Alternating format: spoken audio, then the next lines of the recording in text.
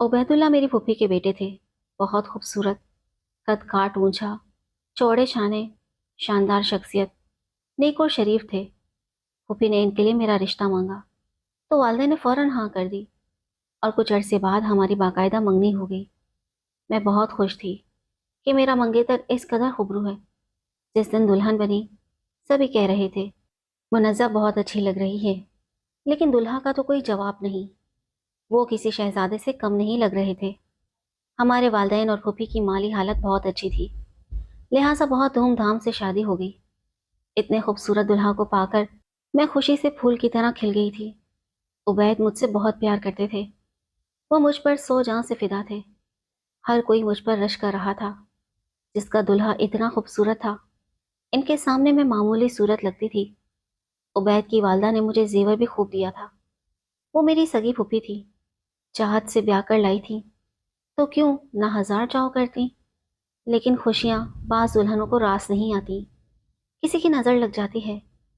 کسے پتا تھا کہ عبید فوج میں بھرتی ہوں گے تو جنگ چھڑ جائے گی؟ کیا خبر تھی کہ آنے والے چند دنوں میں حالات اس قدر خراب ہو جائیں گے کہ بھائی بھائی کے بیچ مارکے کا سما ہوگا۔ ابھی ہماری شادی کو 6 ماہ بھی نہ ہوئے تھے کہ 1971 میں انہیں مشرقی پاکستان جانا پڑا۔ وہاں وہ ایسے حالات میں گر گئے کہ ایک دن مکتی بہانی نے ان کا پیچھا کیا تو وہ اجلت میں گھر میں گھس گئے۔ یہ ایک بنگالی کا گھر تھا، مگر مسلمان ہونے کے ناطے انہوں نے میرے شوہر کو گنڈوں کے حوالے کرنے کے بجائے اپنے گھر میں چھپا دیا۔ گھر آنے کے سربراہ نے ان سے کہا کہ جو لوگ تمہارا پیچھا کرتے ہوئے آئے ہیں ان کو ہم پر شک ہے، اور اب وہ باہر پہرا دیں گے، تاکہ تم گھر سے نکلو تو وہ تمہیں مار دیں۔ بہتر ہے کہ تم ہماری لڑکی سے نکاح کر لو، تب وہ تمہیں داماد کی حیثیت سے کچھ نہیں کہیں گے، ورنہ ہم آپ کی زندگی کی ضمانت نہیں دے سکتے۔ ان کے برابر میں ایک مولانا صاحب کا گھر تھا جو نکاح خواہ بھی تھے۔ حالات کا تقاضا تھا، عبید انکار نہ کر سکے۔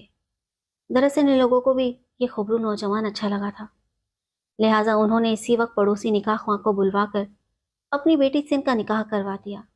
پھر وہ انہی کے ساتھ رہ کر حالات کے ٹھیک ہونے کا انتظار کرنے لگے، لیکن جب تک حالات ٹھیک ہوئے وہ ایک بیٹی کے باپ بن چکے تھے اور اپنی بنگالی بیوی کے ساتھ خوش و خرم ہو چکے تھے۔ یوں وہ واپس نہ لوٹے اور میں ان کی راہ دیکھتی رہ گئی، یہاں تک کہ 7 برس گزر گئے۔ جب اس عرصے میں ان کی کوئی خیر خبر نہ آئی تو سب نے یہی سمجھا کہ وہ شہید ہو گئے ہیں۔ ان کو گئے 8واں برس تھا کہ ایک روز ان کا خط پھوپھا کے نام آیا۔ اس میں دوسری شادی کی خبر کے ساتھ تصویریں بھی تھیں۔ پھوپھا میرے والد کے پاس آئے اور اطلاع دی کہ عبید زندہ ہے، اور یہ کہ اس نے وہاں شادی کر لی ہے، اب اس کے 2 بچے بھی ہیں۔ یہ خبر سن کر میرے والد کی تیوری پر بل پڑ گئے اور والدہ بھی رونے لگی۔ میرے ماں باپ کی سمجھ میں نہ آتا تھا کہ وہ مجھ کو کیسے بتائیں۔ میرے والدین نے فیصلہ کر لیا کہ اب ہم اپنی بیٹی ان کے گھر میں نہیں رکھیں گے، بے شک وہ لوگ اپنی دوسری بہو کو گھر لے آئیں۔ بہرحال انہوں نے مجھے عبید کی دوسری شادی کا نہیں بتایا، صرف اتنا بتایا کہ وہ زندہ ہے۔ جب میں نے پوچھا کہ کب واپس آئیں گے تو کہا کہ جلد آ جائیں گے۔ ان کی آمد کی خبر سن کر میں تو جی اٹھی تھی۔ مدت سے جس کا انتظار تھا اور جس کو سب شہید سمجھتے تھے وہ لوٹ کر آنے والا تھا۔ سبھی کہا کرتے تھے اب کتنا انتظار کرو گی، اب میکے چلی جاؤ، مگر میں نے عبید کا گھر نہ چھوڑا۔ مجھے یقین تھا کہ وہ ایک دن ضرور لوٹ کر آئیں گے۔ میں نے گھر سجایا، قیمتی خوبصورت اور خوش رنگ جوڑے نکالے، نئے جوڑے بھی سلنے کو دیے، اور اپنے سہاگ کے استقبال کی تیاری میں ہمہ مشغول ہو گئی۔ میرا جوش اور ولولہ سبھی دیکھ رہے تھے اور دل میں کوڑ رہے تھے۔ کسی کی بھی جرت نہ ہوئی کہ میری بے پایاں خوشی پر حقیقت کا خوفناک بم گرا دے۔ جس روز عبید کو آنا تھا میں سج دھج کر تیار ہو گئی، گویا نئی نویلی دلہن بن گئی۔ میں بھی سب کے ساتھ انہیں ریسیو کرنے ایئرپورٹ جا رہی تھی۔ مجھے اتنا خوش دیکھ کر حقیقت میں ماں باپ کا دل تو رو رہا تھا۔ بہرحال ہم ایئرپورٹ پہنچ گئے۔ سب سمجھ رہے تھے کہ عبید اکیلے آ رہے ہیں، مگر وہ لونچ سے نبودار ہوئے۔ ان کے ساتھ بچوں کو دیکھ کر میرا کلیجہ دھک سے رہ گیا۔ جتنی خوشی سے میں آگے بڑھی تھی اتنی ہی تیزی سے پیچھے ہٹ گئی، اور حیرت سے اپنے سسر اور پھر والد کو دیکھا۔ ابا جان فوراً میرے پاس آ گئے، بولے بیٹا یہی حقیقت ہے جو تم دیکھ رہی ہو، بہتر ہے کہ تم خود کو سنبھال لو، ورنہ ابھی واپس میرے ساتھ گھر چلو۔ यूं अब्बा जान मुझे अपने साथ घर ले आए। इनको खदशा था कहीं मैं सदमे से गिर ही ना जाऊं। एक तवील इंतजार और हजार बार की दुआओं के बाद मुझको अपने शोहर की बस एक झलक ही देखना नसीब हो सकी। मैं अपने कमरे में बंद बिस्तर पर पड़ी आंसू बहा रही थी और बाहर उबैद आए हुए थे।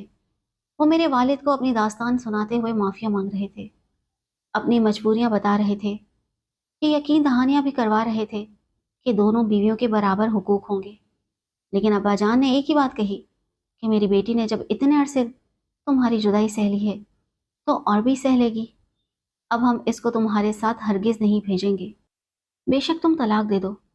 मेरी वालदा ने भी यही रट लगा दी और मुझको तलाक करवा कर ही दम लिया। मैंने तो इस मामले में ऐसी चुप साध ली थी जैसे किसी ने मेरी कुव्वत गोयाई छीन ली हो। तलाक के 2 साल बाद अम्मी ने फिर से मेरी शादी की फिक्र शुरू कर दी। जब वालदैन मुझसे दूसरी शादी का कहते तो उबैद को याद करके मैं फूट फूट कर रोने लगती। सोचती कि बेशक इससे दूर ही रहती मगर ये मुझे तलाक ना दिलवा दे। मेरा दिल नहीं करता था कि किसी दूसरे मर्द को शोहर मानूं। ये मेरे बस की बात ना थी। बार बार एक ही बात कहने से पहाड़ भी टूट जाते हैं।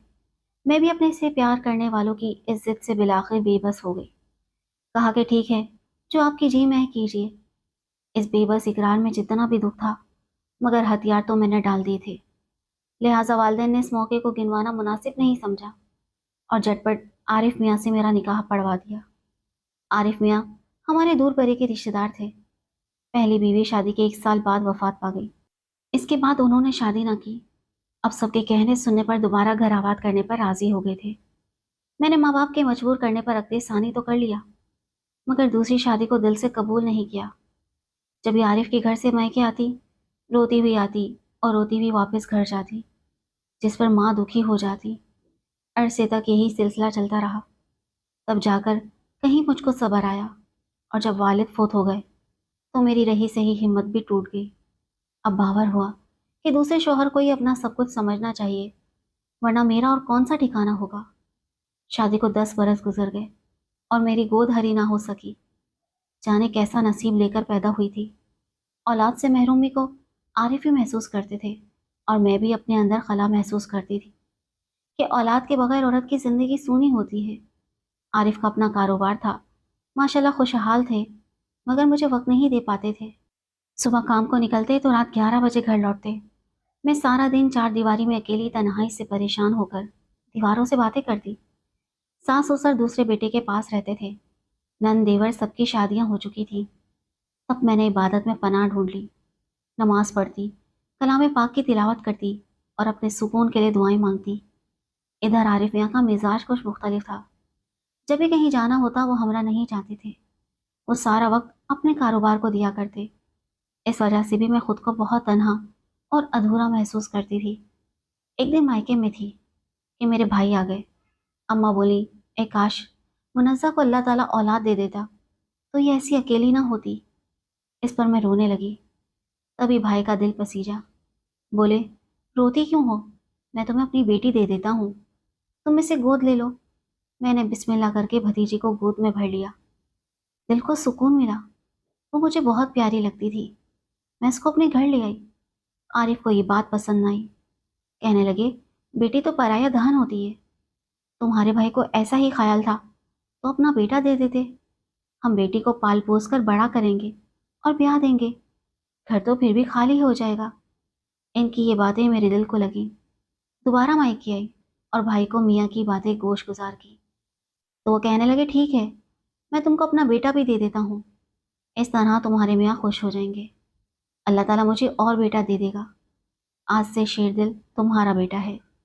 उन्होंने बेटे को भी मुझे दे दिया। हालांकि भाभी का दिल धड़क गया क्योंकि शेरू बहुत नन्हा मुन्ना था। मैंने शोहर को खुश करने के ख्याल से इस नेमत को भी गोद में भरा और अपने घर ले गई। मेरे लिए तो भाई के दोनों बच्चे बराबर थे। दोनों मुझे प्यारे थे। इनको गले से लगा लिया, पाला पोसा बड़ा किया। इनकी परवरिश में वक्त अच्छा कट गया। दोनों बच्चे दिल से आरिफ की इज्जत करते थे और उनको अपने वालिद जैसा ही समझते थे। जो हुक्म वो कहते, ये दोनों बच्चे फौरन बजा लाते। वो दोनों जवान हो गए तो मुझे इनकी शादियों की फिक्र हुई। चाहती थी कि अच्छी जगह शादियां हों। तभी अपनी मंजली बहन की बेटे से आफिया की मंगनी करा दी। ये बहन बेवा मगर साहिब जायदाद थी। घर में शादी की तैयारियां होने लगी। सभी ने बढ़ चढ़कर हिस्सा लिया। आरिफ भी किसी से पीछे नहीं थे। हम इस मौके पर किसी शय की कमी नहीं होने देना चाहते थे। भाई का घर मेरे घर से काफी दूर था, जबकि मेरी बहन आफिया, जिसकी बहू बनने जा रही थी, वो भाई के घर के करीब ही रहती थी। तभी मैंने सोचा कि आफिया की रुखसती इसके हकीकी वालिद के घर से कर लेते हैं। इस तरह मेरी बहन को बारात लाने में आसानी होगी। आरिफ ने आफिया का जहेज एक ट्रक में इसके हकीकी बाप के घर खुद पहुंचाया। लेकिन जब शादी का दिन आया तो इनके रवैये में तब्दीली आ गई। मेहंदी वाले दिन कहने लगे कि मैंने जहेज पर 3 लाख रुपए लगाया है, अब ये रकम मुझे अपने भाई से लेकर दो। जिसकी बेटी है वही इससे रुखसत भी करे। मैं ठहरा, फूफा, मेरा इन बच्चों से क्या रिश्ता है? सच पूछो तो इन बच्चों को मैंने अपने घर में तुम्हारी वजह से बर्दाश्त किया है, वरना मुझे ये मुंह बोले रिश्ते अच्छे नहीं लगते। ये सुनकर मेरा दिल बैठ गया। इतनी मेहनत से इनको पाला पोसा, प्यार दिया, लाड उठाए, और अब अचानक इस शख्स को क्या हो गया? अपनी मर्जी और खुशी से बेटी का जहेज खरीद कर लाए और अब मेरे भाई से जहेज की रकम मांग रहे थे। मेरे भाई को भी इनके रवैये पर सख्त सदमा हुआ, जिन्होंने बहन की खातिर 20 बरस तक अपने बच्चों का नाम भी ना लिया। आज चंद टकों की खातिर आरिफ मेरे भाई की बेइज्जती का सामान कर रहे थे। ऐसे मौके पर शुरफा बहरहाल मसलहत से काम लेते हैं। भाई ने भी वही किया जो ऐसे मौके पर करना चाहिए था। इन्होंने रकम आरिफ के सामने रखी और कहा, अगर इससे ज़्यादा पैसा खर्च हुआ है तो बताइए, वो भी मैं अदा करने को तैयार हूँ। बेटी का मामला है, आप बतौर मेहमान शादी में शरीक हो जाइए, रंग में भंग ना डालिए। आरिफ ने रकम ले ली मगर शादी में बैठने से इनकार कर दिया। मेरे भाई बेचारे अपना सा मुंह लेकर आ गए। इनकी तो बेटी थी, उन्होंने कोई कसर ना छोड़ी और अच्छे तरीके से आफिया की रुखसती कर दी। मैंने शोहर को मनाने की बहुत कोशिश की मगर वो मान कर ना दिए और शादी में आए और ना मुझको लेने आए। मैं 4 माह भाई के घर बैठी इंतजार करती रही कि आरिफ मुझे इज्जत के साथ अपने घर ले जाएं। अगरचे भाई के घर रहने में कोई तकलीफ ना थी, लेकिन अपने घर जाए बिना भी करार ना था। अल्लाह ताला ने मेरी सुन ली। एक दिन जोहर की नमाज पढ़कर सलाम फेरा ही था, दरवाजे पर आरिफ नजर आए। खुदा का शुक्र अदा किया, क्योंकि मैं लोगों की बातों से डरती थी। लोग तरह तरह के सवाल करने लगे थे। आरिफ ने कहा, मैं सिर्फ तुम्हें लेने आया हूँ, बाकियों से मुझको कोई सरोकार नहीं। मैंने भाई को बताया। इन्होंने शेर दिल को अपने पास रोक लिया और मुझे आरिफ अपने हमरा घर ले आए। मेरे दिल में दोनों बच्चों की मोहब्बत औलाद की तरह जा गुजरी थी। जब कुछ अरसा इनसे ना मिली तो बीमार पड़ गई। बेटी तो ब्याह ही गई, मगर शेर दिल की जुदाई में तड़पती थी। एक पल इसको नजरों से ओझल ना होने देती थी और अब वो मेरे घर नहीं आ सकता था। आरिफ को तो कारोबार से ही फुर्सत ना थी कि मेरा ध्यान करते। मैं इतनी लागर हो गई कि गम से आधी रह गई। मगर आरिफ अपनी अना के हाथों दम साधे हुए थे। जब भाई को इल्म हुआ तो वो मुझे आकर ले गए और इलाज करवाया। बच्चों से मिलकर दिल को राहत पहुंची तो मैं सेहतमंद होने लगी। सभी इस बात को समझ गए कि मुझे बच्चों की जुदाई खा रही थी। आफिया का घर करीब था। वो रोज़ मेरे पास आ जाती, गले से लग जाती, प्यार करती, अपने हाथों से फ्रूट खिलाती। दोनों बच्चों की गुर्बत से मेरी बीमारी आधी रह गई। आरिफ को जब वक्त मिलता मुझको देखने आ जाते, मगर बच्चों की मोहब्बत में सरशार देकर इनका मुंह उतर जाता, जैसे अंदर ही अंदर हसद महसूस करते हो। 3 माह रहकर आखिर घर चली गई। कब तक मैके में रह सकती थी?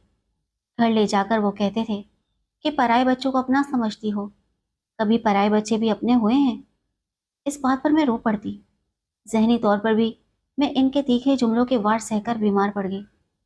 3 साल तक मैंने इनके ताने बर्दाश्त किए। खुदा की करनी कि अचानक इन पर फालिज का अटैक हुआ तो बिस्तर पर ढह गए। इनके भाई दूर रहते थे। मैंने फौरन अपने भाई को इतला की। वो अस्पताल ले गए और जब तक ये वहाँ दाखिल रहे वही साथ रहे। शेर दिल ने भी तीमारदारी में कसर ना छोड़ी। वो तो इनको सगे बाप जैसा समझता था। बहरहाल तबीयत कदरे बेहतर हो गई, ताहम चलने फिरने और कामकाज के काबिल ना रहे। इन्होंने शेर दिल को जाने ना दिया। शेर दिल कारोबार देखता और इनको भी संभालता। आफिया भी रोज आ जाती, इनकी खिदमत करती और उनको बिस्तर पर पड़ा देखकर अब्बू अब्बू कहकर रोने लगती। अब आरिफ को एहसास हुआ कि इन बच्चों को पालना पोस्त रायगा नहीं गया। दोनों बच्चे इनसे दिल से प्यार करते हैं। اور اپنے والد کی جگہ ان کو ہی باپ سمجھتے ہیں۔ حقیقت اب ان کو سمجھ میں آ گئی تھی۔ وہ کافی عرصہ بستر پر جیے، بچوں کو گلے لگا کر روتے اور دونوں کا منہ چومتے ہوئے ان کی آنکھوں سے آنسو بہہ نکلتے۔ شیر دل تو ان کی بیساکھی بن گیا۔ اس نے عارف کو اتنا سہارا اور سکھ دیا کہ ہاتھ اٹھا کر اس سے دعا دیتے تھے۔ جب انہوں نے وفات پائی تو شیر دل اور عافیہ بلک بلک کر روئے تھے۔ ان کو قطعی یہ احساس نہ تھا کہ عارف ان کے سگے باپ نہیں ہے۔